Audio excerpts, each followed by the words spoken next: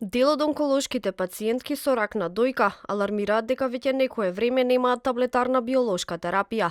Една од пациентките, која сакаше да остане анонимна, за телевизија 24 објаснува дека терапијата ја нема 5 недели и поради тоа пациентките се во страв дека болеста не може да се лекува во континуитет.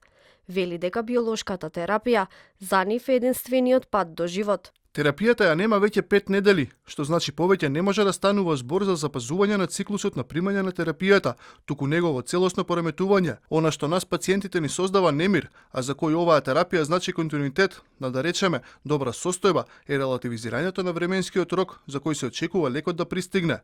Ретко која од нас може да одвои 3000 евра за месечна доза и да сонува дека еден ден наскоро ќе дојде лекот. Биолошката терапија за нас е единствениот пат до живот. Од Министерството за здравство за телевизија 24 велат дека ја имаат целокупната терапија за пациентките, освен еден од инхибиторите. Според нив недостигот е поради тоа што бројот на пациентки со рак на дојка пораснал.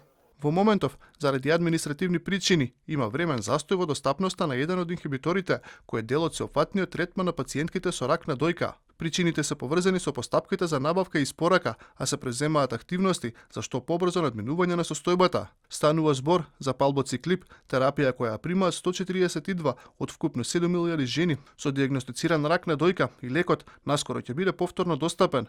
Недостигот настанал бидејќи кон крајот на 2025 година се појавила неочекувана голема потреба, имено биле планирани количини за 80 пациенти, но реалната бројка пораснала на 142. Дополнително, за телевизија 24 дел од онколошките пациенти кои се на боледување алармира и дека им доцни исплатата и се оставени без пари. Од Фондот за здравство велат дека до нив нема стигнато поплака за доцнење на боледувањата и објаснуваат дека исплатата се одвива тековно и нема застој.